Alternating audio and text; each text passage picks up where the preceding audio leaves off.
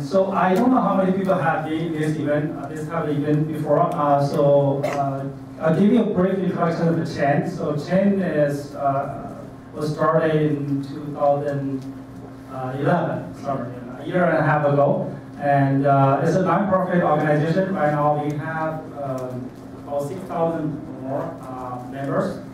They're all over the world, not just Chinese community, but also the people in other countries as well. And we organize events like this periodically. And also we organize other events. Just last month, we organized the event we call it High Tech Program Video Conference. We have 10 startup companies identified here, and then we have a video conference with some VCs in Beijing, and that was very successful. And some events like this, and in the future we'll organize some other events as well. For example, we had a phase of starting some entrepreneur circle or mentorship type of event, and also we have some event in China as well. Just last year we have a pretty successful event in mobile gaming, and this year we are going to organize an event in Big Data sometime in the summer. Just watch out for our website. And with that, and of course, and all these events are done by our volunteers. For this, I'd like to thank my colleagues in Chen, Frank, Yinghao, Qian, Lian, and Li Yuxuan, and all the others. And I don't want to mention all the names. But anyways, thanks for the help from all those members. And before I start the event, I'd like to give a brief introduction of the moderator, Kurt Birdie. Kurt is a partner in O'Melveny. It's a law firm having 16 offices in Asia, Europe, and the US. He sits in both San Francisco and Shanghai offices, and he just recently served as OMM's Shanghai managing partner for 7 years. And he's a member of VC Capital Markets Network and MA practices of the firm. He represents companies in the technology, fintech, healthcare, and other sectors, as well as VC and investment banks investing in and serving those companies. And Kurt has been practicing law for almost 25 years. Prior to joining this law firm, Kurt was a partner with Silicon Valley's first technology-focused law firm. With that, I'll hand it over to Kurt. Thank you very much again.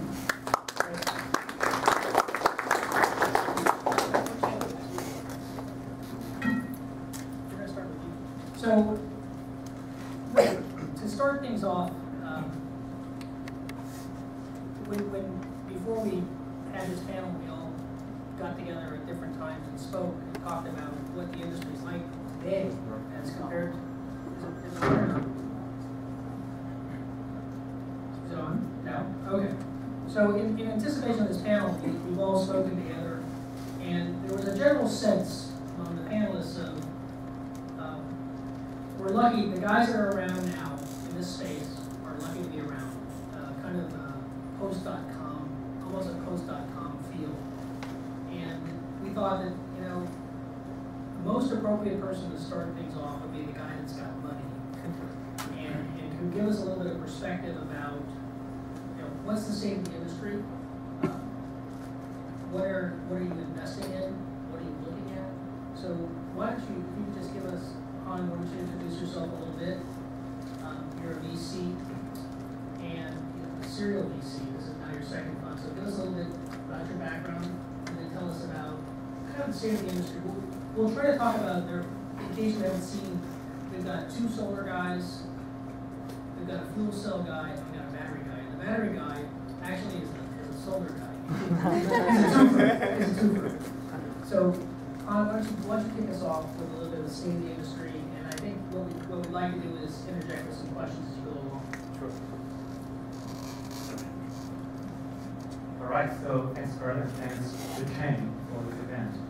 My name is Han Shen. I'm a principal at Formation 8. That's a venture firm located in downtown Palo Alto. What we do is to invest in both IT and energy technologies, focus on the innovation out here in the States, but look for market growth opportunities in Asia, including China, Korea, Japan, and Southeast Asian countries where most action still is. So someone asked me the question the other day, is clean tech dead? I guess my response is, as long as you still want to have electricity, and when you want to turn on the light, when you want to plug in your iPhone for recharging, when you want to drive a car, so the energy space is not going to go away. When we look back at the last 5 years, looking at what's going on, obviously there are quite a few scars and bruises, and there are these, quote-unquote, big busts for the companies I don't want to name, but also there are venture firms that got seriously affected. What I mean by that, for example, there are these funds that have huge venture funds in clean tech focus. Right now, they're stagnant. And when I started practicing in venture capital in 2009, I met so many people just about my age, my peers. They started at other firms, just around Silicon Valley. Probably at least I can name 15 of them, associate level to begin with. So right now, I count my address book. I don't even think there's one of them doing clean tech venture capital these days. They have all moved on to either startups or just tech companies. They still leverage a lot of their resource and skills. So I think in a way we look at this, it's a picture that's not so rosy anymore. So the question is, what's going on? What's the problem? I think this is also a good time to reflect on what happened over the last couple of years. My lesson number one that I always love to share is we have to get rid of the Silicon Valley-centric, tech-centric mentality. No matter how fancy your chemistry is in the lab, you still got to be able to find a scalable manufacturing process. You can produce at low cost to match electricity coming out of coal or other source of energy. You still have to be able to deliver that to make your consumers attracted and with strong value proposition. So you can never forget about how you sell a product or service. And second, this is not just a U.S. phenomenon. It's a global play. There's so much innovation out here in the States, but market adoption is not necessarily a fastest one. Well, a lot of the infrastructure we have here today could be built in 1980s or 1990s, but the incremental benefit increase is not going to be justified by this huge cost difference. You have to put some smart grid or other infrastructure displacement. The retrofit is going to be hard, but in this case, you look at where action is, Asia. China just pushed so hard for the domestic solar market. If you ignore the Chinese market for the next 4 years for solar, I think essentially you don't have a successful business plan. I have more details on that I can share. And a third piece is, I think if you ask me, what's the outlook for venture funding? We look at back just last 24 months. 2011, the worldwide venture investment in clean tech was about $9.5 billion. And 2012, that was last year, just about 6.5, so about 33% drop, right? So that's not an exciting picture. But I also want to share this thought I have always, this high level number, the CAGR, all these kind of bar chart you see from the first slide of your presentation, this kind of thing almost doesn't matter. You got to ask yourself a very hard question: what can you have? What can you offer? And what can you leverage to make a successful story in the venture business and also the startup business? So the good news is, there are still a lot of exciting technologies that are coming up. And the bad story is, you have to work extra hard to find investors, to find partners, not only in the States, but just go overseas, go to Asia, talk to a lot of people, talk to members of chain. You just got to leverage anything you can at this point. Go lean and go, capture the light, right? So that's kind of the trend we have to follow. And I can go on just for the rest of the evening. So I'm going to don't go on forever. Right. So more questions later. Yeah. So we'll come back to you because you got money and we want to hear something. Let's do a little bit about the state of the industry. maybe a little bit by sector. And we've had this conversation about, and I don't want to pick on solar, but solar is a good one because we've seen some pretty interesting phenomena there. So I'm going to start with the proposition that solar is dead, and that why bother? And so I'll start. I don't know, God, why don't you go ahead and give me a reaction? I know common reaction, and I also know Holman's too. But so let you start off, and you maybe share some of your background and some of your experiences as well. Sure. So I've been doing solar for 25 years. So the last 5 years really don't impact my view of things all that much. I've been at PE Solar, solar, a whole bunch of solar companies. When I started working solar, it was not that. People didn't think that this would be an industry. But it has kind of become an industry in the last few years. And this bus does look like it's ending, but really these are the very big in the industry. I think that in the end there's going to be a huge demand for solar because all the other sources of energy that you mentioned are exhausted, coal, natural gas, whereas solar is something that's going to be available in plenty all over the world. If you take the combined capacity of all solar companies in the world, and you start installing solar and expect to meet the energy requirements of today, not today, it's going to take 100 years. So you don't have enough solar capacity. And nobody's interested in this stuff because there are other cheaper sources of energy. But some places like China have realized that they don't need solar. And that's why the government has put in so much money and so much effort into nurturing this industry, even though things get late. But they understand in the long run there's going to be a need for solar no matter what. And the innovation that's taking place in the US, in Europe, all of this is going to be required because we often, people in the solar industry tend to think of, is this technology going to survive or is that technology going to survive? I think it's a question of everything is going to survive. 10 years from now, 2 gigawatts is going to be a mission. It's going to be a niche player. The main guys will be 50 gigawatts. Right now, the entire installation in 2012 was 35 gigawatts. So it's maybe a $70 billion industry. It's going to become 100 times that. So it's going to grow. This is not an industry where you're making something like an iPad or something like that people would like to do. It's something you've got to have. Everything that you do, you mentioned, whether you're driving a car or you're using your iPad, you've got to have electricity. And where is it going to come from? And solar by itself has certain weaknesses, like you get it for a certain number of hours a day. So you're going to need these other things like batteries and fuel cells and all these other things that are essential for solar to succeed. Solar cannot succeed by itself. So I think it's got to be all of the different clean tech concepts that have to play with this.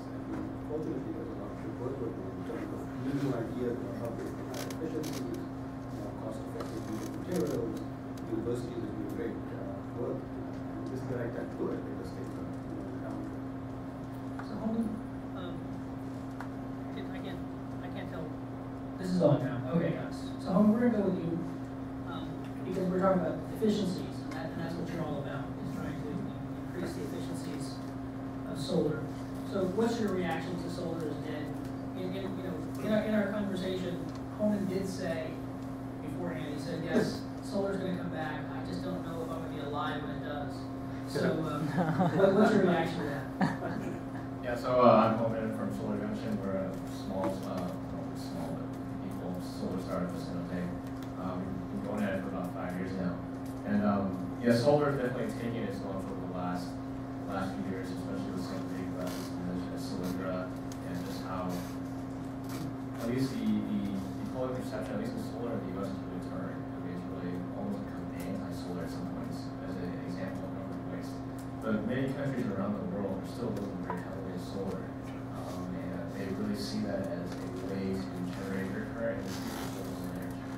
But it has been tough, obviously the global economy hasn't been that great. I think that also hurt it. There's also more capacity of solar production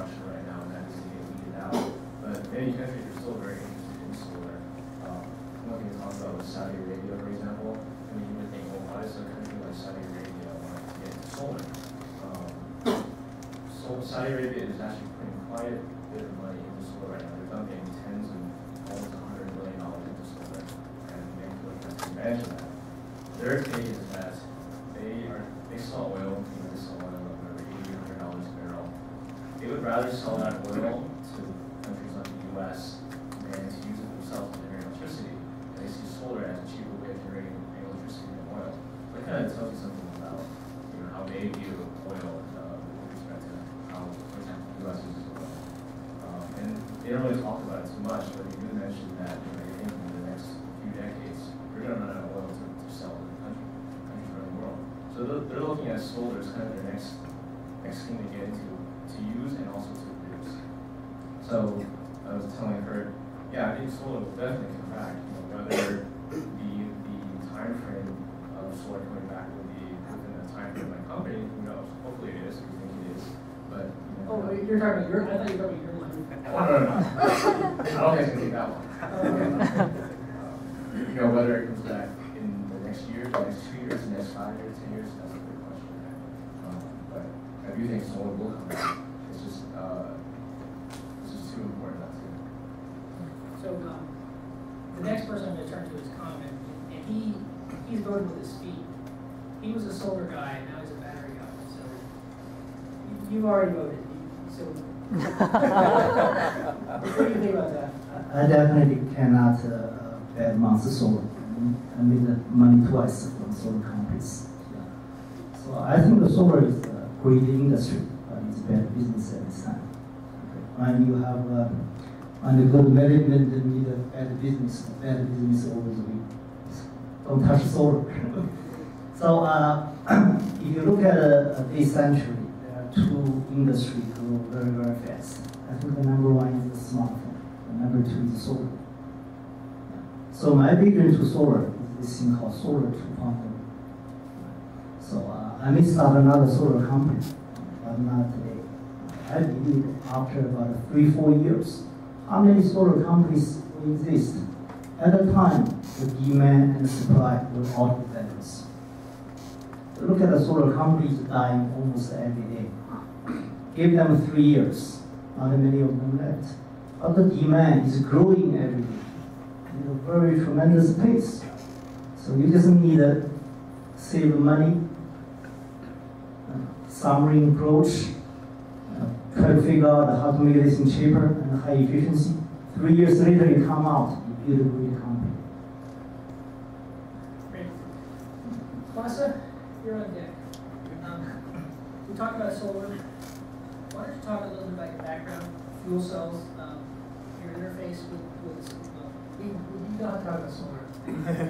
you get a free pass on that. But tell us a little bit about fuel cells, what you think the market's about, where it's going, and we'll come back and talk about batteries in a bit. But why don't you go ahead? All right, so my name is Masaru, or you can call me Masa. I'm actually from Boston.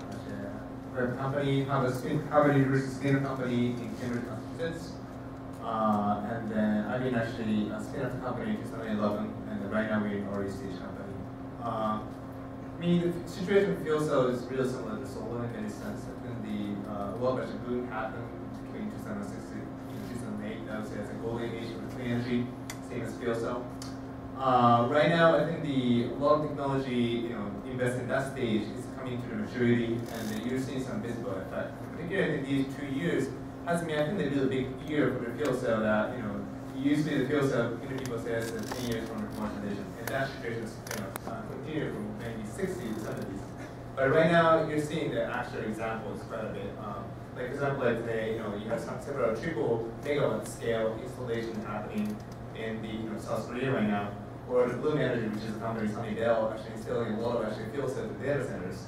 So the customer really is seeing the value proposition of the fuel cell right now, and then probably this is the stage that's becoming, we're at this cusp of becoming the industry right now, from the just the technology stage. So a lot of opportunity there. On the other hand, I think the one thing that's quite a thing happening is a lot of investment going to the later stage investment. On the other hand, the early stage technology investment is drying out. Probably, I think I can probably name a few, probably only about 2 or 3 competitors in the market right now, which is really a certain stage. So that's probably the situation. I think overall, I think the technology is becoming the industry. That's a good thing. On the other hand, I think the funding is right now at the early stage. People knows about the risk very well. On the other hand, I think people see the value proposition. So I think we see quite a bit of opportunity there. And also, I think the global opportunities are quite a bit. Right now, I think the Asia is quite a bit market, and then we look forward to see what happens with skills like this. I think it's optimistic. Back to money.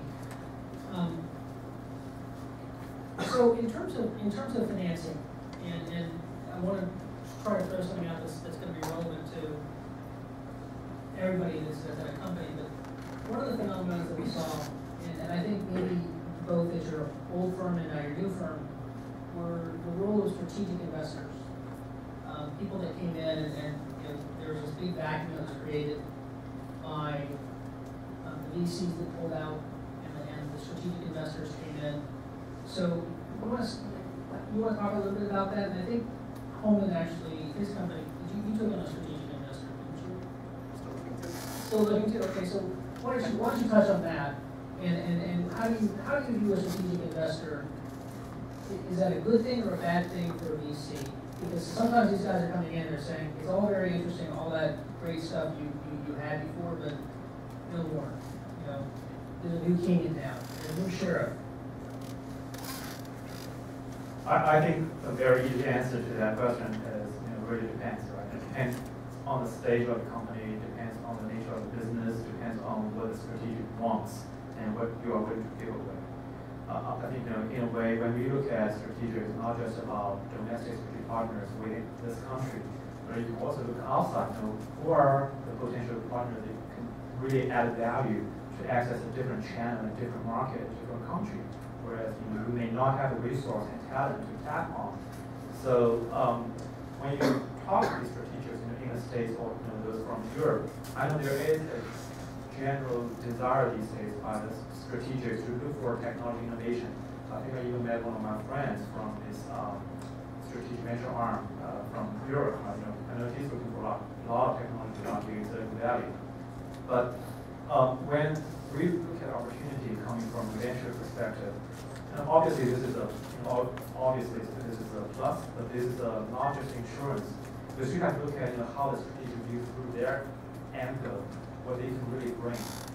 In some cases, they are just willing to take the same amount of risk as VCs, and it doesn't mean their endorsement is going to guarantee success. But on the other hand, when you are over the hurdle of some major technology risk, looking to the partnership for channel or market access, that's probably another way to look at the value-added partnership. And I think there was a notion on Saudi Arabia, right? So there is a very strong momentum for solar over there.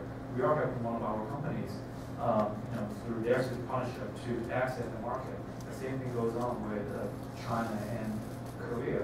But even before you talk about taking their money, I believe it takes all these small incremental steps to understand exactly what they want to achieve and bring to you. And in one case, there was last August in Beijing, I was in a meeting with some of these really large Chinese SOEs and their subsidiaries. After a couple hours of conversation, we had a rough idea what they're looking for. But that rough idea was very valuable knowledge of their visibility of the end market they can access.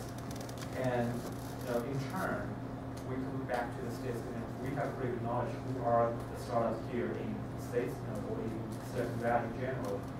And then we just figure out a way to do a little mix and match. Just took about 3 months to get a strategic to looking into investing in a joint venture. And in that case, it worked really well because for the startups to go to China, it's not just about money, it's about access to the market, the people, the cheap bank loan, and then all these other freebies, all this stuff. As a standalone startup, there's no way to do that. But then at the same time, when we look at investment, well, now we can work with the lawyers while setting up the right joint venture or UFI to make that investment work. And suddenly it's like a win-win situation. And back to the question about strategic investment or strategic partnership, you just got to build these incremental steps to understand each other, what you can add to to the plate before you pull the trigger and you take the money or not. Sometimes maybe it's a wise decision not to take that money too early.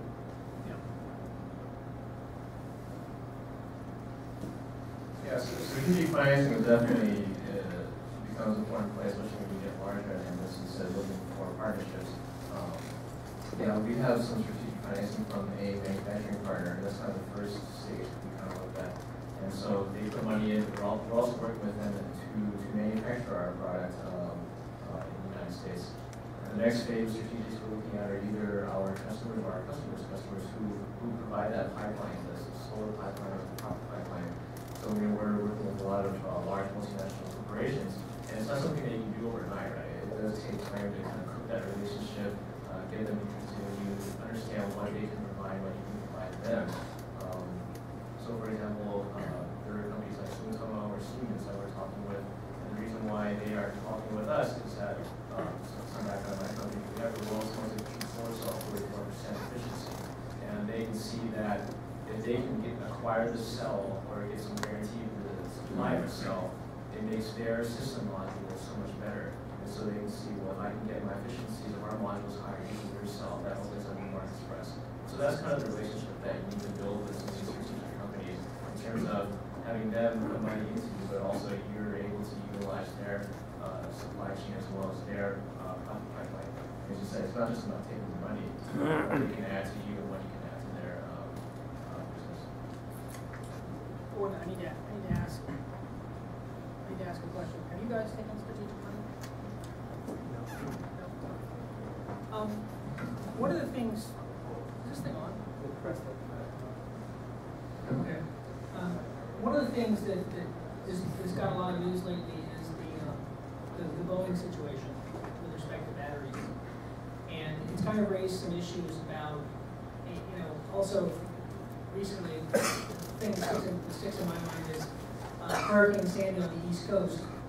You saw a number of the Fisker automobiles that were there there in New Jersey that caught fire after a flood. So it raised some questions about safety and the continuum between affordability and safety. So I thought, Con, maybe you could address that, because this, you're in this space, and talk about some of the challenges there and what you're doing to address those. First, that's not our battery. So I think the battery issue is lithium-ion battery has been there for a long time, since 1991. But people normally use a single battery. If you look at your cell phone, only one battery in it. So now we use a lithium-ion battery for multiple applications. So normally require more than one battery. Now, every battery is just like a person. They have their own personality. You couldn't find two batteries exactly the same if you found an aluminum or paper. So what you need is called battery management system, which is very, very important. This is an old field, but I have new tricks. Not many people can do that. The people did the best is the Japanese, the Panasonic. Okay. So to have many batteries together in different forms, shapes, you balance them well. That's very tough. If you don't balance them well, you generate heat. Okay. Once you have heat, the battery is going to give you a problem. Either explode, or leaking, or in this particular issue, I don't know what's happened. And my guess is battery management system problem. So let's talk a little bit about policy. Last week I sat down with a friend of mine who is a very active venture capital investor, and he said the problem with the United States is, and the industry in particular, is that there is no federal policy. There is no overarching energy policy. Unlike China. China is very clear in terms of its next 5-year plan, what it hopes to gain, and how it tends to invest. I guess this is a theoretical question. Other than maybe loan guarantees or things like that, what would you like to see the federal policy be, or changes to the federal policy that might help foster the industry? And then maybe you might also comment on what other governments do. Someone gets China. So whoever wants to talk about China, first come, first serve. about the policies that China has that are particularly good. So I'm going to go with money because the money follows this stuff. A lot of pressure on me.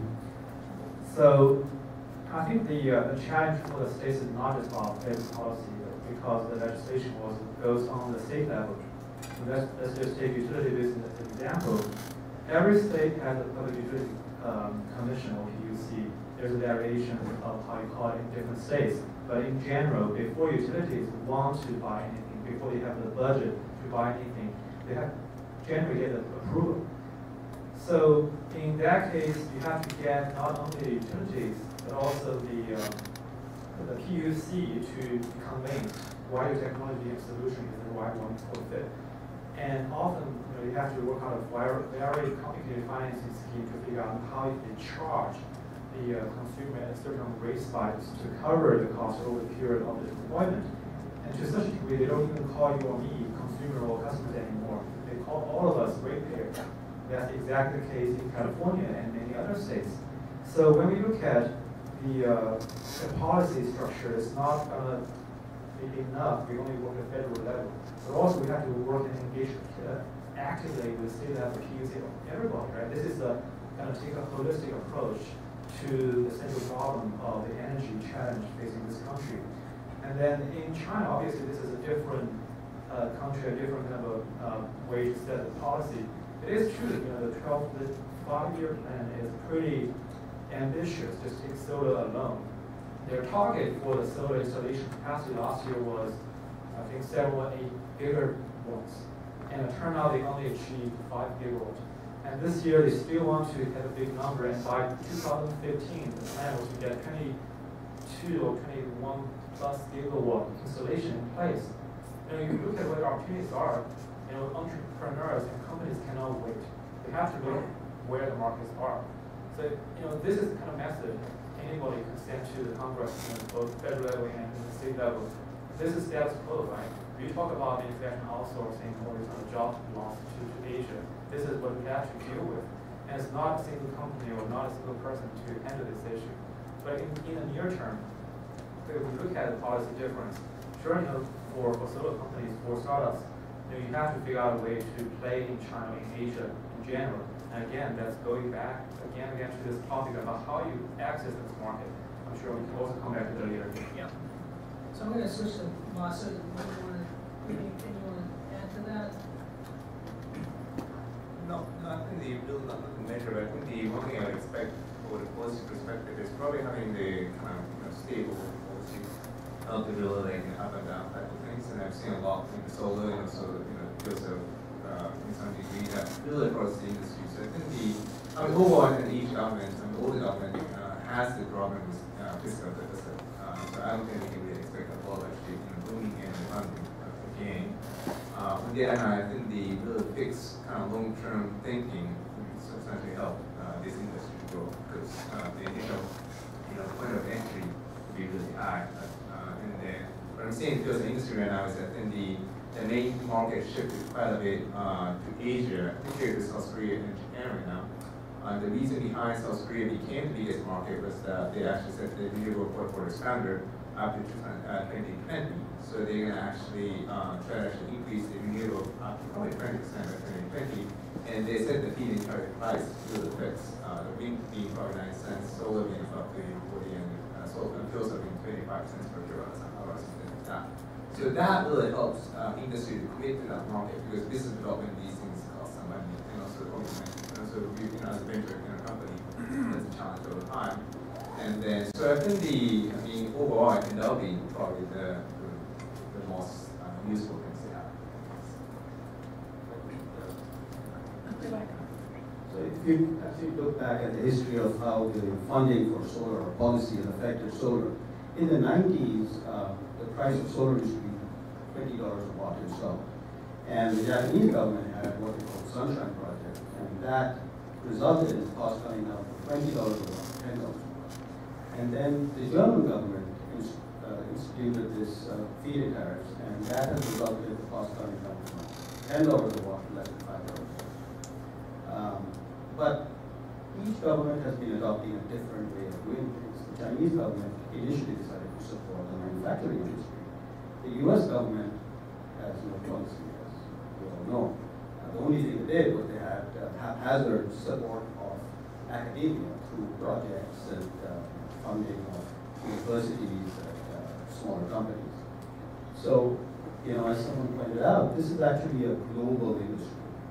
And unless there can be an agreement between different countries, it's going to be very difficult. Because if you look at the case of Germany, for example, they had the feed-in tariffs, and the German industry grew, but now it's in shambles.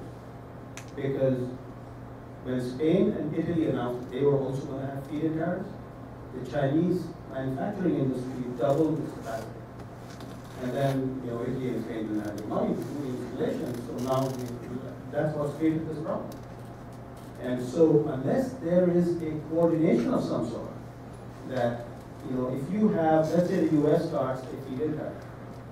Now, how do you make sure that, it's not just the manufacturers in Korea that are going to supply it, or the manufacturers in Japan are going to supply it. And so, that becomes a really complex issue. It's not just a question of having a policy. If you have a policy, you got to make sure that it protects the country as well as the global market. Otherwise, it's very difficult to make this happen. So it's not an easy.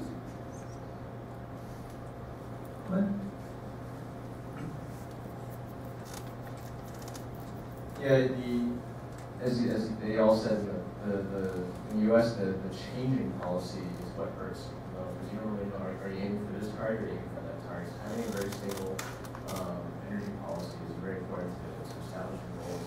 But as I said, the U.S. or lack of policy has been up and down and has really hurt a lot of the companies in the U.S., which is why companies are looking for funding in markets outside the U.S. now. Australia obviously being one of the big ones. Europe is kind of left. Other ones are kind of popping up now are South Africa, Australia, and that's really where those countries have committed to solar and are committed long term. They're not just on a year-to-year whim of we'll dump a bunch of money here and then next year there's no money. That really damages long-term prospects for solar companies when trying to establish a new market.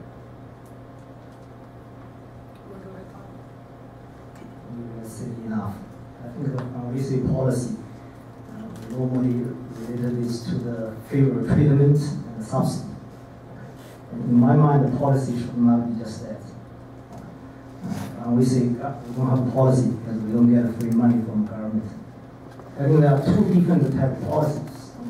The high level, the real policy, the country, the U.S. doesn't have any policy.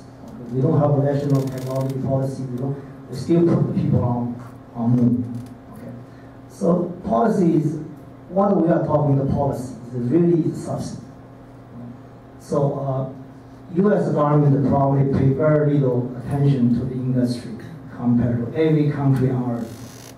I used to work for Dutch. We have little contract with China. The Dutch Prime Minister flew to Beijing to sign it. You don't see, Hillary Clinton to Beijing to sign any contract.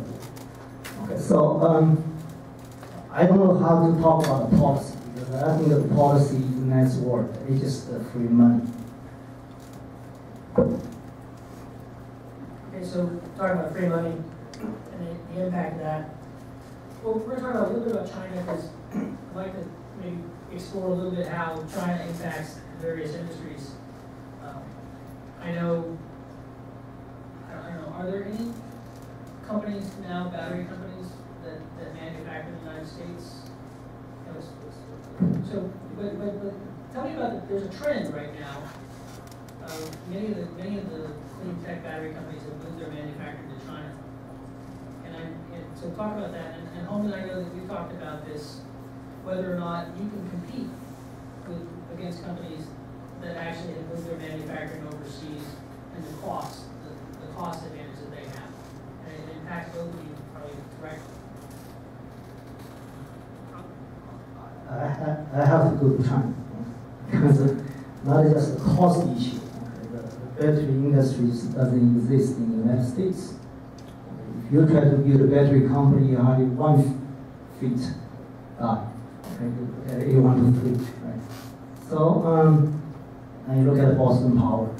And then if you look at the power genics, I can give you whole list. You cannot start here. Because there is no infrastructure, there is no supply chain, there is no skills. So that force is not the labor cost. Okay. But yeah, actually making battery is an energy-intensive business. The electricity here is probably the best.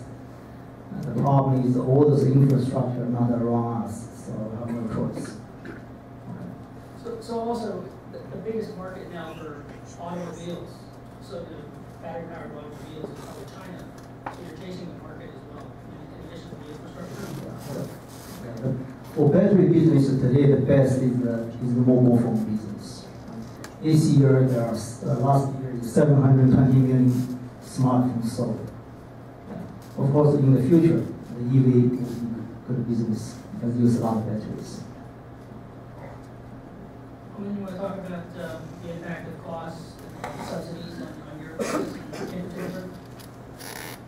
Well, one of the things that the solar industry is dealing with right now is just the overproduction, oversupply of solar that's coming from China. And part of that is the government support, and also part of that also is just the cost and production and labor. For my industry, which is the concentrated photovoltaic industry, we are not as sensitive to it just because we don't require large factories, large amount of workers to make our product. And so we're actually setting up our initial production in the United States. But yeah, once we go to gigawatt scale, for example, we're only looking at 200 megawatt scale right now.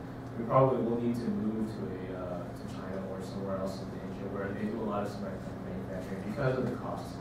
And they're really cheaper, and also it's closer to where the locations and use are. But at least right now, we don't look towards going to overseas, but it is obviously a huge factor in manufacturing costs. So this is an exercise, we'll see how this works. We've talked about China. It'd be interesting to sort of get people's reaction about the roles of different countries and where clean tech fits into their policies and maybe even your particular industry. So I'll throw out a name of a country, you tell me good or bad, and their impact. Maybe I'll say Europe, and say, what's the state of the industry for clean tech in Europe, and where do you see it going, and is it going to come back? I'm going to take anybody who wants to field that question. Got it. Yeah, I think the European industry has suffered a severe setback. A lot of the prize companies of Germany have either scaled back or completely shut down. Some of these sold to Korean companies. So it looks pretty desperate out there. However, there is a lot of effort on the part of some of the companies to develop newer technologies, newer deposition techniques that are all going to feed into the next generation of products that are definitely going to be coming up. And, I don't know exactly when it's going to be, whether it's going to be 5 years or 10 years, but there's going to be a resurgence. And I think they will probably have learned the lesson that if they only feed in tariff for people who install modules, then as other countries have done, like India is now doing, that you have to have local content if you're going to install it. And other countries have done this in the past. Japan has always had that. China it's not clear what the policy is on that, whether you have to have local content to install in China. But we know that First Solar never went and actually did any production as they had promised to do. So, this ties back into how the different countries, Italy and Spain kind of half started and then didn't go anywhere. UK is not doing very much. France is doing very well. So I think it's going to be up to Germany and France to work out, how they're going to protect their industry in the future. Because they've had a huge setback in the last 5 years. Well, let me talk a little bit about fuel cells and then a little more organic parts, talk a little bit of Japan. I think I'm actually from Japan. I'm originally from Japan. I moved here 8 years ago. So in terms of fuel cell in Europe, I think there is still a lot of opportunity. As I said, the key difference between solar and fuel cell is the fuel cell is at the cost of becoming the industry. Like I think they would say our annual shipment is like 160 megawatts, something like that. which is like, computer solar, which is like a fraction. And we are at the 10 years ago. So I think there are a lot of opportunity there. And then people couldn't see the value proposition of the technology. But right now, I think the cost is at the point with government subsidy, the customers are willing to actually buy. So I've seen a lot of development, a lot of companies actually moving the R&D to Europe. They try to actually capture this European market because they're in a cold region. So if you try to have this combined heat and power unit, energy savings are huge, and the natural gas supply has been always a problem in Europe. So that's a very attractive option for them.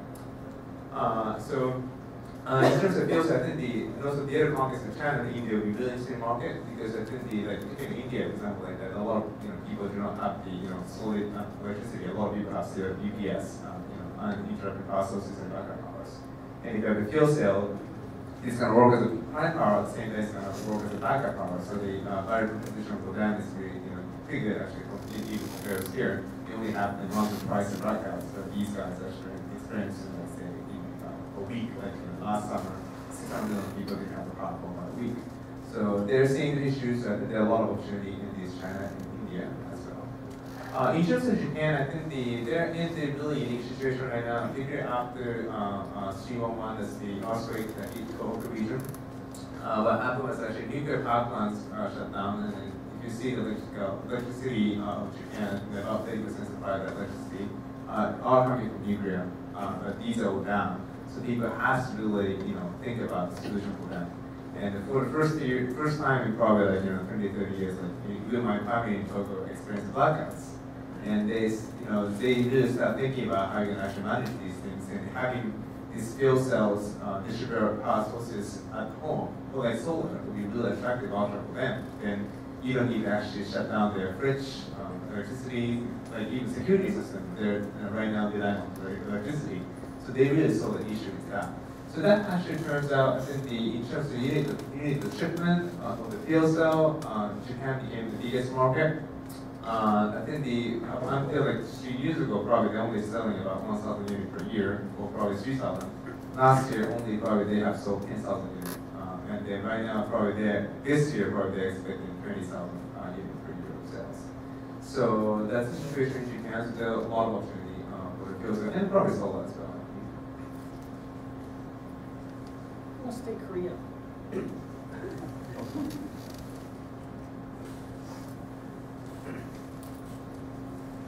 So since Fortune actually is founded to support the cross-border activities between the States and China, Korea, Southeast Asian countries, so we do get a lot of inbound interest from these top Korean companies to the States for technology collaboration. And Samsung Ventures have been actually very active in these topics for years, and also they have an office in London for the European opportunities. And they're just about to set up their first innovation center as an incubator. And also they already started a merger and acquisition shop on Santiago. But also the same thing goes with a lot of other large corporations from Korea that cover different industry sectors. We also talk to them closely in terms of where opportunities are. And smart grid is obviously one thing they look close at. There's one place south of the peninsula called the Jeju Island. They use that as a test bed for kind of new technologies. So for anybody to go to South Korea for new business in terms of IT-enabled energy technologies, you got to be there to see what's happening. You also got to find LS or LG's kind of large conglomerates to help you tap onto the market potential. And in terms of the interconnection between South Korea and Japan, there's also a trend we observe. I just give one example here. Because of the power shortage and also the high electricity price in Japan for the data center, now there's a big push for Japan or Japanese company to have the outsourced data center service in South Korea. That's something rather new over the last 6 months. That creates an opportunity for Korean companies, but also the service providers in general out of states. So imagine in the data center space, South Korea is not build all of this data center overnight, and suddenly you have to figure out where you can get power to enable the data center deployment. At the same time, how you're able to improve the efficiency of not only the energy, but also the asset allocation underneath the data center across different racks. And so suddenly, I think this is all just the scope of battery, solar, fuel cell So this is a lot of exciting trends we are observing and trying to capture across different borders around different companies and countries as well.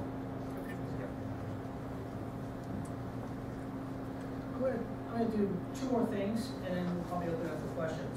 I think what I'd like to talk about is maybe where we think the next big innovations are going to come, for each of the particular areas. And then the last thing we'll probably close out with is we're going to come back to you and ask about, when you're looking to fund companies now, what are your parameters, your investment parameters in terms of IRR, et cetera. So we'll close out with you. Right? So why don't we just go all the way? You want to start us off? Sure. I mean, I think, at least in solar, there's obviously a lot of new technology being developed in labs and universities. New reports, new materials, new architectures, new designs, things like that. And I think that will really help push cell efficiencies even higher, and particularly at lower cost. Our technology, for example, the reason why it's concentrated is that on a per centimeter squared price, you wouldn't want to install on your roof because you'd be paying like $100,000 to install your roof. But finding out ways of manufacturing this material such that it's, say, only for $1,000, that's really a key area for innovation. But in terms of the solar, I think that's really where the hardcore engineering is. But I think integrating solar with storage and smart grid, that's really where I think the big innovations happen, so that all these technologies can work together. Right now, it's very segmented, and I think putting all these different technologies together will make them much more viable to the general user. I don't know where the bigger innovation will come from, but what I think is the biggest thing, the most innovation should come from materials. So materials dictate the foundation of our application. Doesn't matter if it's Boeing 787, because carbon fabric enabled that. The high energy density batteries, the high definition OLED-based television, all material science, particularly in battery field. High energy, high efficiency solar, still the materials. So I think we focus on materials research as a nation, like Japan. You can benefit tremendously in the next few years. Yeah, I think the interesting innovation, I think there are two. One is the field of in the new industry, so there's a lot of opportunity for business innovation as well. I think the one thing I'm seeing that is the example of Bloom Energy here. They started a Bloom Electron program, which is a purchase power agreement instead of actually selling the unit. That actually take out the risk from the customer. That how it worked out very well. Or I say in Japan, the most of the companies. So each field cell unit for a home in Japan costs around 20K. So if you actually have this 20K power, and then you're gonna think about how many years it would take to actually get this cost to recover. On the other hand, most of the field cell company did was actually talk to the housing manufacturers. So in case if you have a new house, which is like 200K, about 20K of cost of actually the field cell, and they actually selling the home as a payment price. So these type of business innovation, still a lot of room to play. Like as a person coming to New England, I think most of the home out there are retrofits. So how are you gonna actually do retrofit field cell program? That is a really interesting innovation to take. In terms of technology, I think the two things I'd like to mention. One is that I believe, and the second is the overall trend. One thing that I see myself see the opportunity is I think the similar trend which happened in solar happened. As I think Goldman actually pointed out, I think we're about 10 years behind the solar cell industry in terms of deployment. So we haven't really seen the effect of material costs, like most of the solar industry seen. So like myself working on the thin films, fuel cells, which reduces the amount of material about 1/1000th the material that most of the traditional fertilizer fuel cell manufacturers are using. And I'm expecting probably that could be a platform technology in 10 years from now, something like that. So that's we are getting the investment for. Second point, overall trend is the fuel cell has been two chemistry, the major one. One is the storage of the fuel cell, which can convert natural gas efficiently to the electron. The other is the point electron fuel cell, which can convert only hydrogen. But the operating temperature is room temperature, like 80 degrees C, which is a little higher than the room temperature, so you can do a lot of start-stop. On the other hand, the storage of the fuel cell need to be operated at 800 degrees Celsius or about. So this very low temperature fuel cell, which can only take hydrogen because temperature is too low. High temperature fuel cell, which can take the methane or natural gas directly on the other hand, temperature is so high, so you can do the cycling. So people try to actually go to this, fill in the gap right now. That's the overall trend happening in the fuel cell. And then that may have really interesting opportunity, like say, you can probably make the fuel cell which can feed the natural gas directly, but you can do like wrapping and then cooling and do a lot of cycling, so you can pretty much follow the electricity load at your home, which was never been able to do. So these are probably opportunities of fuel cell from cost business technology perspective. Yeah, I'd like to take us back on the theme that I spoke about earlier, that there are going to be all of the above technologies being used in the future, because there are going to be certain applications for which a particular cell is particularly well suited. Like if you take, for example, CIGS on flexible substrates, it's not yet a low-cost product that can compete with crystalline silicon panels out in the field. But if you're going to have a curved roof, you're going to need something that's going to conform to the roof, something that's going to look nice. It's going to be CIGS. So, that could be a 2 gigawatt per year industry in a few years. There has to be, this idea that depending on the application, you choose what kind of technology you want to use. And I think that's why there's going to be place for all these different kinds of technologies. And there's some very exciting work going on at universities, which will probably be ready for production in 50 years. The nanostructured materials, people are asking, like Air Waters Group is asking about, what about the photons that have energy in excess of the band gap? We are losing this energy by thermalization. Why can't we use this? And people have made nanostructures where, in gallium arsenide, where you can use the thermalization energy and create electricity. People at NREL have demonstrated multi-exaton generations. You get QEs over 100%. So asking the difficult questions of what about this part of the energy that we are losing? So there's a lot of room, a lot of innovation at the fundamental level to take things to even higher efficiencies, not lose the photons that we are not using now.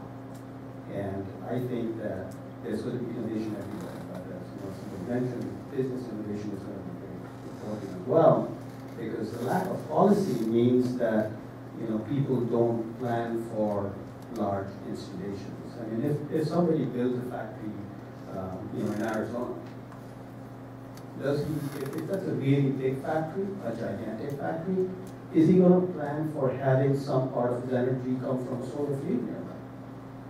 He doesn't do that. He worries, he tries to figure out how can I locate my factory so that PG&E or some Arizona Power is going to be able to supply my electricity requirements.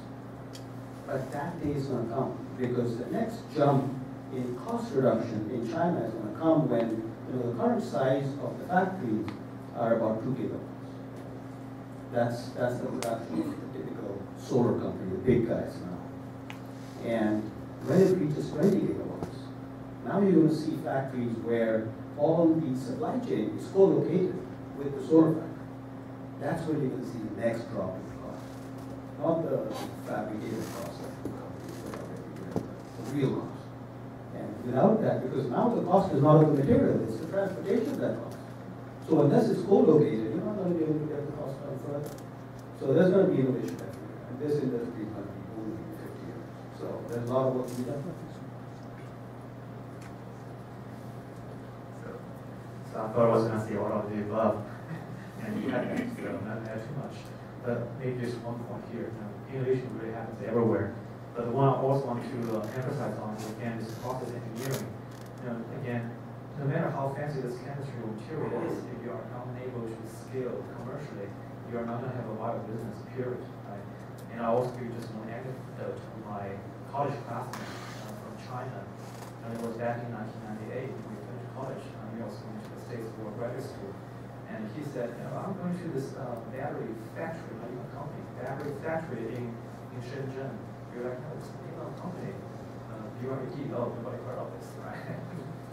So he went over there in 1998 as a kind of a line engineer to begin with. Obviously, he is well put up all the way to a vice president. And one particular observation he shared with me that struck me just forever. I still remember this conversation. On the production line, obviously, when you get all the powder of the cathode material to be catheter and put into the rotary probe cathode, essentially it takes a particular pressure to get that to a certain level, so you reach a certain number of energy density. But what's that pressure, right? So nobody called it. One China flew went to Japan and South Korea. There was no way he could figure out that piece. So he just, put 12 college graduates to test like 2 weeks to figure out that was the ultimate number, right?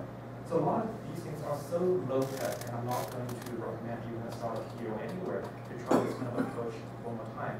But the takeaway is there's a lot of tricks in the process of engineering we should not underestimate how complicated it is.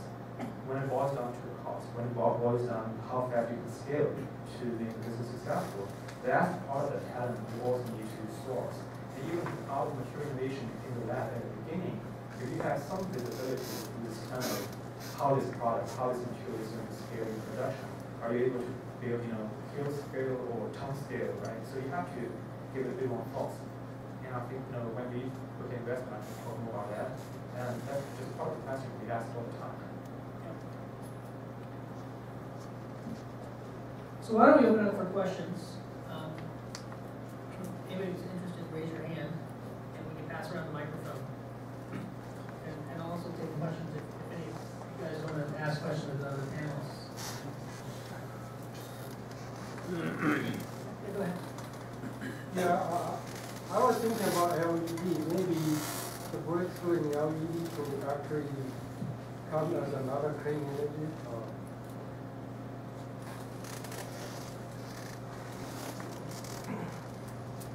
So what I'm talking is LED technology. What do you guys think about that as a clean energy?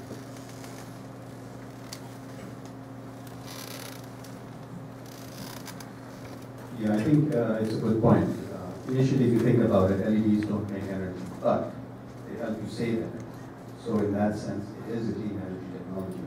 And the costs are coming down, and I got LED lights in my house, got LED lights in my car. So I think it's expanding, and there's a lot of innovation happening as well in materials and how the devices are structured. I think that's a clean energy technology, and I think the important thing, all the comments that agree is the clean energy is all about strategy is needed. So LEDs needed to reduce energy, heat insulation for the homes, that would be really huge loss. If you have better insulation materials, that would be huge. Better building efficiency program, air conditioning most of the time. The one side of the building is so cold, the other side is warm. How are you going to fix that? I think we all need to be creative about reducing the energy, at the same time, be creative in creating energy as well. So I think the LED is a great clean energy technology, and we love to work with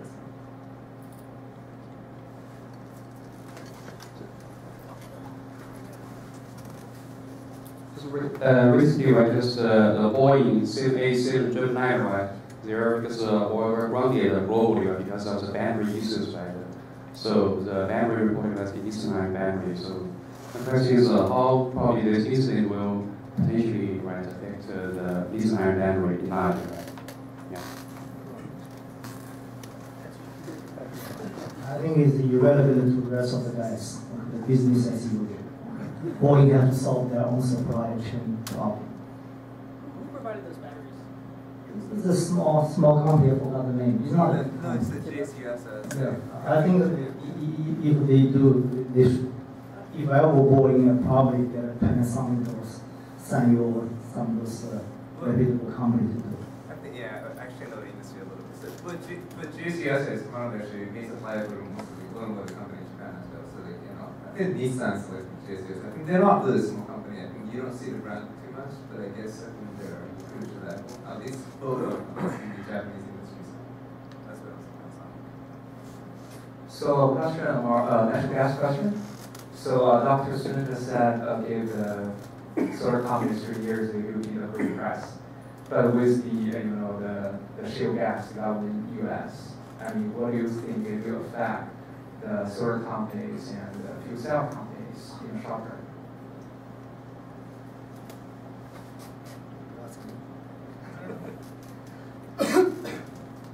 God always answers the question.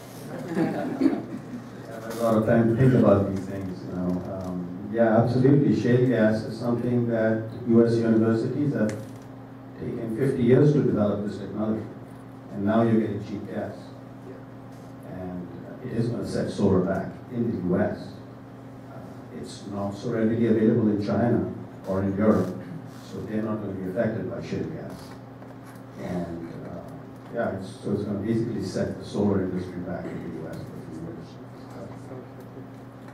This story for fuel cell. In the ERE, Energy Efficiency Department, actually, it's immediately interesting fuel cell after shale gas. Because shale gas is basically the efficient way of using natural gas. And if you can actually say, conventional power plants probably about 30% efficiency, fuel cell will be probably 60% efficiency. So in case if we can save natural gas with shale gas, you have more natural gas to export outside. So they can solve some of the export problem.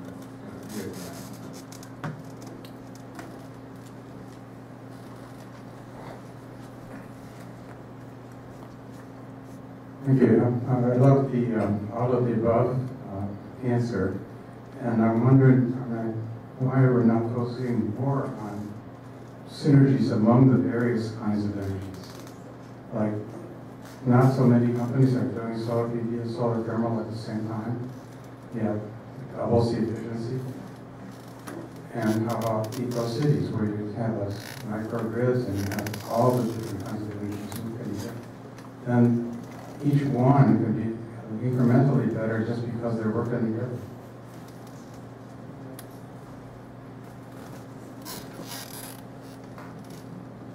Agreed 100%. You get solar thermal, obviously, it gets more energy converted to the usual way. But obviously, there are these solar thermal companies that just don't have business. What happened? It's too expensive, right? So there's still got to be a cost curve, cost reduction to reach the level that customers are able to adopt. And when it comes to renewable energy integration, battery and energy storage is a great way to handle that intermittency for solar and wind. Whether you have to rely on natural gas or just actually chemistry-based battery system. I think people are working on that. For a bunch of other things, even between energy and IT, because Silicon Valley now is all about IT. There's a huge synergy going on. We are looking at a lot of these companies. How you can implement IT to make your building lighting management system more efficient, HVAC, car charging, and even when it gets to the shale gas or shale oil production. Imagine all these sensors under the ground, thousands of feet, producing real-time continuous data, telling you what's going on with chemical transition. That's going to generate a ton of data. And who's going to solve that problem? Not Silicon Valley alone, obviously. You have to work with the oil guy. But the data science, the big data guy will provide a solution to that kind of issue. So I definitely encourage all these kind of synergistic dialogues. As we see, when we look at the team, if the team has to go from a particular domain expertise plus big data or oil expertise or something else, that's the kind of stars we're looking for, at least on the technology side. That's right. Actually, there are some companies that are looking at combining EV with solar water. Now, almost every home in China has solar water. It's very efficient, and it's very efficient. And compared to EV, they start at 50%. So within 44 is low. So there are companies who are combining that with energy management in the home. So there's some work, and I think having these ecosystems where everybody pays off each other is something that some countries are thinking. Not happening in the US, but happening so.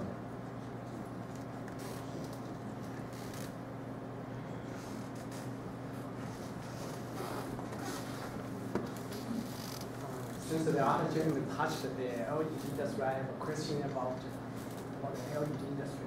So far for the battery, solar, and the fuel cells. Can you hold it up a little higher? Yeah. Okay.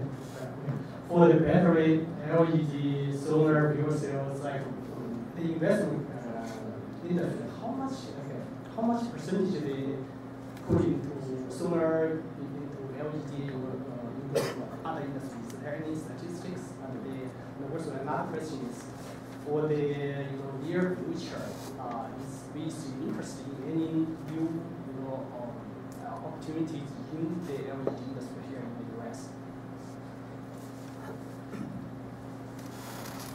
So the answer is 25.33% goes to solar, 37% goes to just kidding. I'm sorry, I just don't even know the exact number, but I asked myself, sure, I can go back to any kind of public data on the internet to put that number, but really to me that answer almost doesn't matter, right? Because you have to, as an individual, as a company leader, as an investor, we have to make this kind of a independent, informed decision where you put that your farm. And obviously for all of these sectors, it's not going to go away, it's going to thrive just because new technologies come in and the cost is going to come down. At the end of the day, consumers will get the benefit from all these trends. When it comes to the question, are we going to benefit from more by getting into solar or say LED or whatsoever, just look hard at the business model, the business plan, the technology, the team, right? All these things. So even though solar investment could be, or LED investment could be a single-digit percentage out of the entire investment for VC last year, you still be doing it, right? So that's my answer to exactly your question. But here's what I think.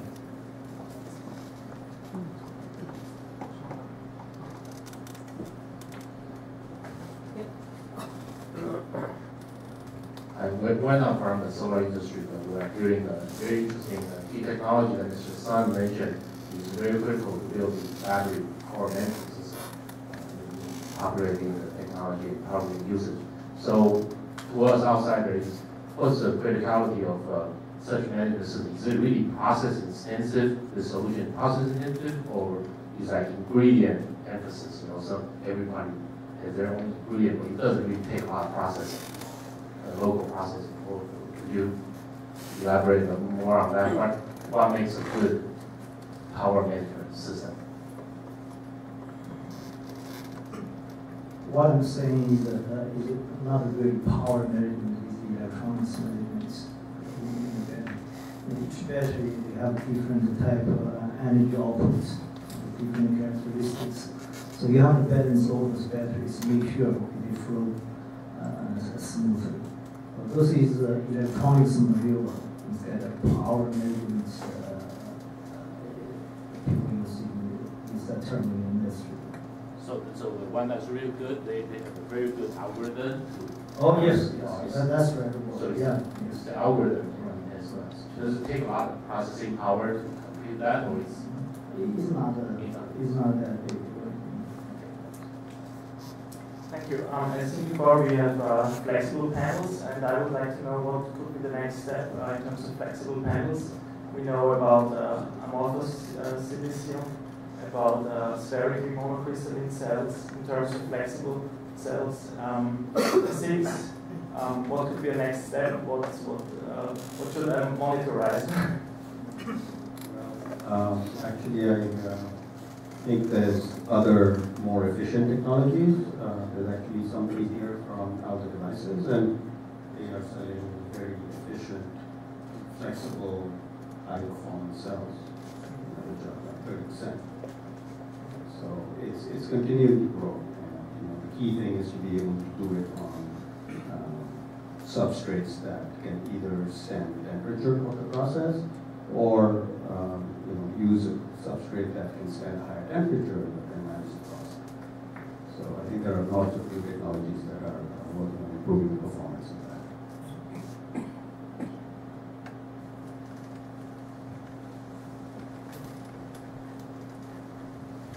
So for the panelists and the moderator, I have a question in terms of, I was under the impression that I think there are lots of companies that can produce the solar energy or wind power, right? However, I think there's again, I was under the impression there's a problem on the receiving side, meaning there's not the power generated. However, those power are not being used or managed or planned efficiently. Right? So just like to get your opinion in terms of what what do you think should be the the right solution to resolve this kind of problem? What are some of the areas that we can see the innovations?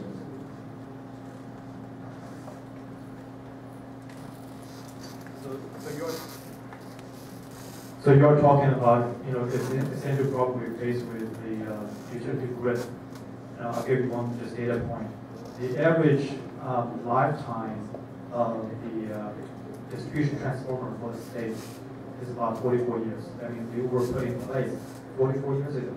It has not been upgraded, just sitting there in the rain, in the sun, like sitting there doing whatever it's supposed to do. Very old technology. It's robust, but it's not doing what we expect today. So when electricity is generated all the way from generations land to your appliance, about 7% is lost over the transmission line, and another 7% is lost over the distribution network. This is actually a pretty good number because when you look at a case in China, the number is double digits, right? So there's a lot more work we can do. On the distribution network, you can do low bar control, distribution automation, running on more advanced communication layer, so that you don't have to apply the same homogeneous voltage from the first meter to the entire 6,000 in the neighborhood, so that you don't have to put extra voltage times ampere. It's just one. That's going to be another loss if you don't have a proactive control of that. But all of that goes from the hard asset, the meters, the monitor system, and the devices, and to the communication layer, and to the application. There's a lot of innovation going on.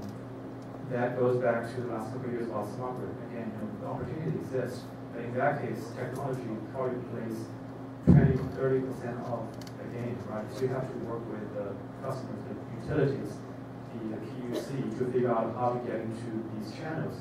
And in this case, again, I'm bringing up this again, whereas in Asia, the driving was very different. If you are able to sell to several provinces in China, there's an IPO story. Obviously, you're not going to go there as a standalone company and start from Silicon Valley. Again, you have to find the right partners to do that. Even behind the meter, to your question, is another way of innovation. Data overlay of the lighting management system, HVAC, even plug play, right? So all these things we can do much better. But the question is, who's going to be able to do that? Who's going to take us to the commercial success?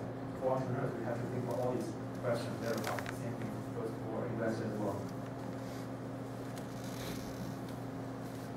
Yeah, I think I agree. I think my take is there's a lot of, in the opportunity, a lot of new efficiency exists on the management side. And also, like, combining technologies, these things, and the clean energy, the overall, the industry which is kind of going to go. And I think there's a lot of opportunity in that business models. And also, as an entrepreneur, like I see, that's the problem is the sources of the opportunities. So I think there are a lot of things we can do. The other thing I think you mentioned is probably I think some of the psychological factor, like how you can actually ensure your wife will turn off the light. That actually has a huge impact in some sense. Actually, how you can save energy. So I think these would be probably another thing. How you can control the behavior of people, and how you can drive less or whatever these things. I think there are a lot of opportunity in there. So I think the management, psychological combining technology, these are great opportunities, and then I'm hoping somebody here like Silicon Valley should have a lot of entrepreneurs that can tackle that problem. Yes.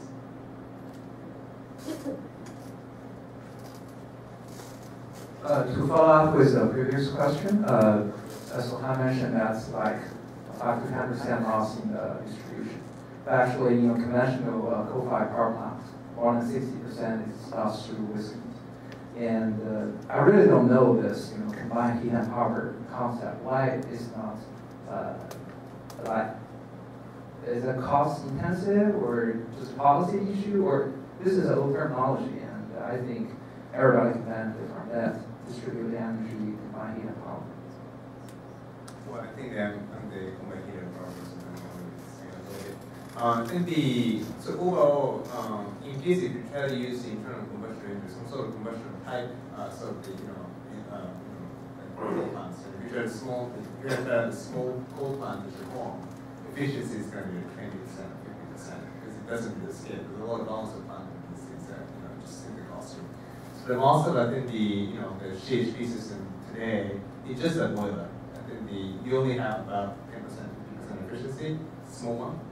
So well, it's not. It doesn't really help. It's just a little bit of tiny electricity you're getting from to actually, which is just a byproduct, the cold water you get right there.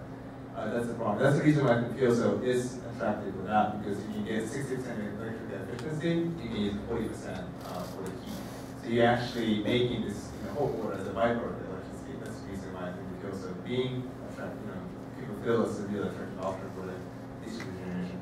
And in terms of not, why people don't do the CHP for the large coal plants, I think the most of the times I think the transferring the heat is not efficient. Most of where the coal plants here, you don't have it like neighbor, right? Only thing they can do is just having some neighbor, spa, like say some sort of pool or health center can be warmed up with a little hot air or something like that. But that's it. So it's just not efficient to do that. So I think you need to basically increase it. You want to do that. You actually have the distributed generation through the combined heat and power, which probably enables 95% of electrical efficiency. You need to have more electrons than the heat. I think another challenge is just general here. There's always a mismatch between demand and supply. When you produce electricity, it has to be sold over the grid. It's not gonna, unless you have storage, it's going to go to your meter, go to your appliance right away, right? And the other challenge for the CHP or any kind of technology in general, we just have to face a very hard problem. That's the economics. You have to look at the capex. You really have to look at the depreciation and OpEx as well, and how that's translated into the day-to-day operation, and also this term LCOE, right? How that's going to impact your levelized cost of electricity. And sometimes you draw a conclusion it's not worthwhile anymore. But is there a way to get around that? I'm sure once we find a better way to capture the heat and find a better way to get it delivered, sure, there's a case. And one approach is look at some of the distributed system, right? Instead of having a multi-hundred megawatt plant to be somewhere in the Central Valley, where you have all these renewable powered distributed power center in your neighborhood, coupled with energy storage, suddenly you probably have an overall 20% higher efficiency for the entire end-to-end usage of power. Also a related question. So last month I was at IBM Shanghai, and they present the smart city idea. The concept has been there for a long, long time. So all these energies in the future, they have to be integrated into a system. So it seems like solar power seems like easier to be shared with everybody if the smart city concept stands. Do you guys have any comment on that protection and all?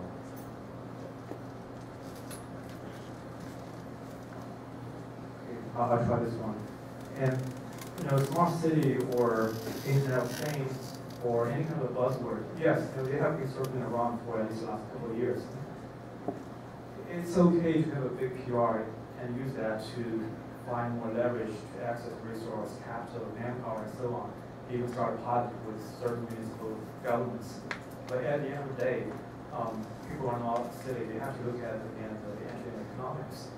You talk about the smart city, you're talking about the infrastructure rebuild or retrofit, apply all kind of layers of IT solution. Who's going to pay the bill, right? And if in one way, we think about this problem, we have to, obviously, for startups, to be capital lean, so you don't have to be the one to put all kinds of power stations, all kinds of hardware infrastructure in place. That's not a kind of place for venture activities. But at the same time, is there a way to look at wherever you can resolve the problem in today's world? Transportation could be a good example, right? I'll give you one case. During the rush hour, the subway is always jammed. It's really unpleasant, especially in summertime. Just think about getting 100 people in the same car. It's really bad in Beijing, Shanghai, and many other major cities.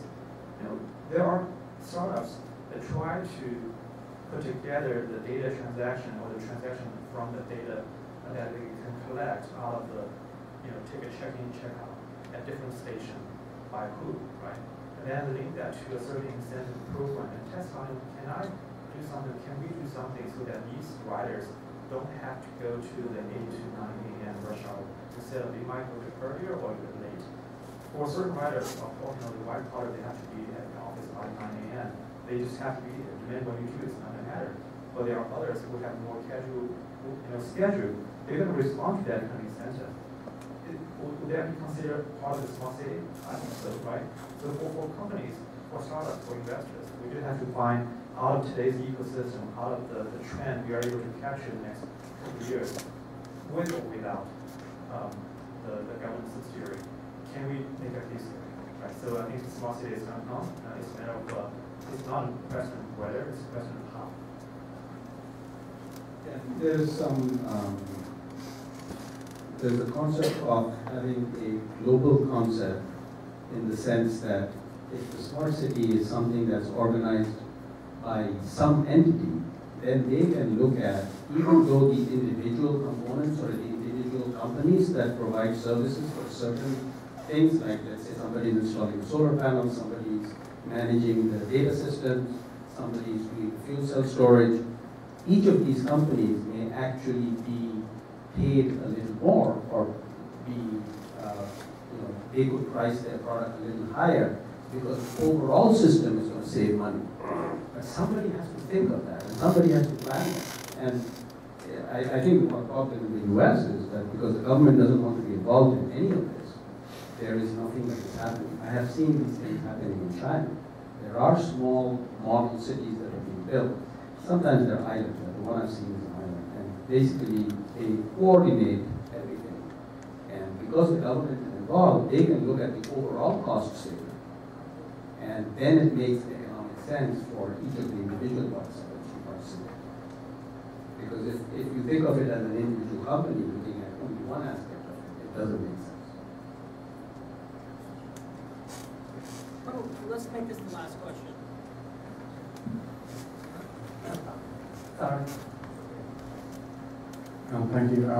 I do follow the ones in China, but by the way, there's one in Seattle called Bainbridge Island, where you got the developer, the architect, the developer, and the construction companies all together at the beginning and plan the whole city so that they have efficiencies across every sector. And I think that's a really nice model. And the government didn't even get that. The government did not even get that. That's right, the government did not get it all. It was the real estate developer and the architect that got together and did that. It was really, I think it's a nice model. Also, I was thinking that when you talk about combined heat and power, one of the reasons that the inefficient coal-fired power plants create heat that cannot be used is because it's so dirty that we don't want them in cities.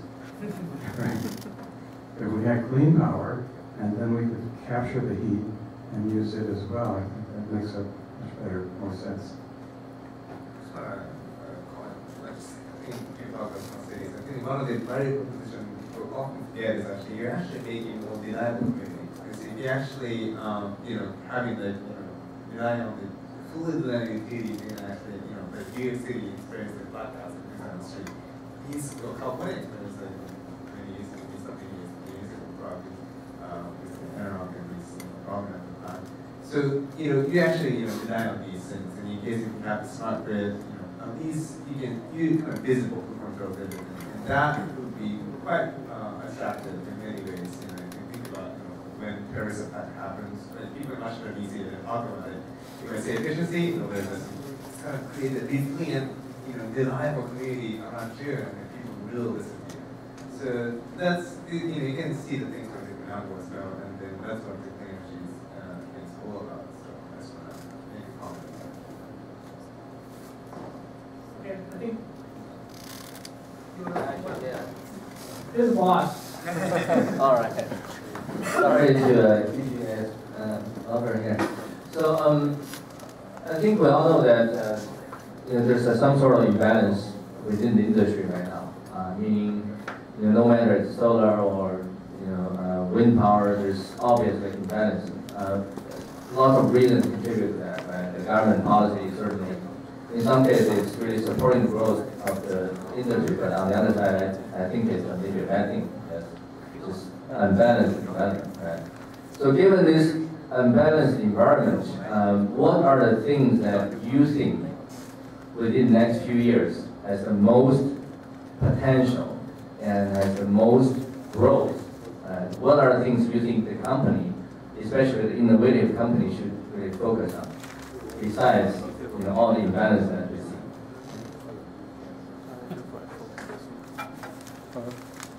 Battery.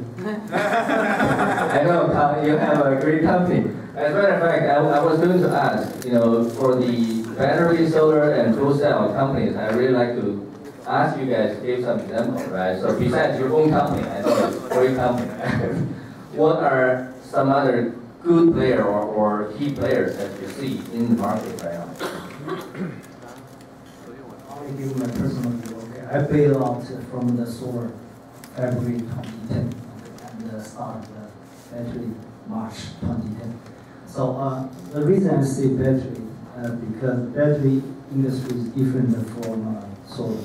Solar has very low entry barrier and in terms of technology and finance. I started GA Solar with $6 million all the way to the IPO. Never look back. Right? So it's impossible to build a battery company like that. Battery, you look at the A123, right? You look at all these companies, hundreds of millions of dollars spent, they still couldn't build a company. So there's a high barrier, financial barrier and technology barrier. The second thing is the more you go, the more battery you need. 10 years ago, who carried the battery around? The only battery you have probably is the one in the flashlight at home, another one in your watch. Today, everyone carries 2 or 3 pieces of batteries with you. Okay. So I just see this is it's just great. Okay. I look at the car I'm driving. There's a little Tesla here, and 1,600 batteries there. If I'm a supplier to Tesla, I'll be very happy. A lot of battery power is needed to drive those vehicles. So that's why if I have power, I bet on battery. Quick follow-up to that. So just thinking as looking to this, that most of the existing sources of energy are very high density, right? Like if you think of hydro, it's like solar energy captured over a long period of time. If you think of nuclear, it's like very dense. If you think of petroleum, obviously it's like taking millions of years for it to come together. And so the immediate problem that comes to mind with solar is that it's not high density. It's very low density, right? So the thing is, how do you concentrate it? And it's not clear to me when I listen to these answers, like, okay, battery is one thing, capturing, like you mentioned, like having multiple, capture more photons using multiple band gaps, the same material, the same wafer perhaps, another one. But do you see it sort of a tipping point at some point where we can come together to make the concentration high enough that you see a tipping point from the current model to a more solar-based model? Do you see that the cost will at some point come together so that the concentration makes this industry more viable than just niche places which is happening right now? Many of the people that I've spoken with tell me that solar is cost competitive right now. It's only because of embedded misconceptions that it is not. So, yes, we have to get used to the concept of distributed energy. That's for sure. I mean, I don't think solar is going to be CSP, certainly trying to concentrate the light, but it's not going to be as concentrated as coal. So we have to get used to the advantages. And there are many advantages of having a distributed supply of energy.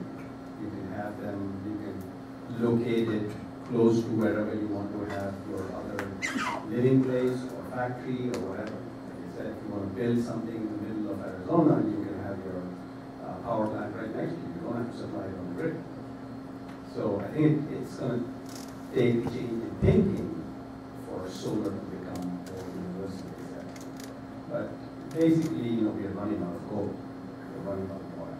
So at some point, because our energy requirements are going up, we are going to have to find some way to do it. It's either going to be fusion or it's going to be the fusion that the sun does. So the only two possibilities.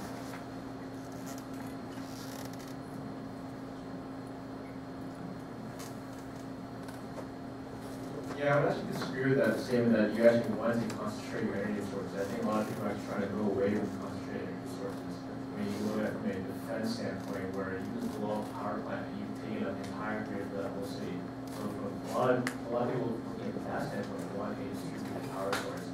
Looking at from a grid standpoint, as you said, you lose a lot of power in power transmission, whether it's going from the power plant to the city or even within the city. And the grid today is very old and beat up, and it's taking roughly 10 years to build a new high voltage power supply power line. People don't really want to have all these new concentrated power sources. Having a distributed power grid is more reliable, you lose less power, it's more efficient. So if people have their druthers, they would actually have a more distributed power supply today, which actually plays into a lot of the new technologies developing now towards that distributed power grid.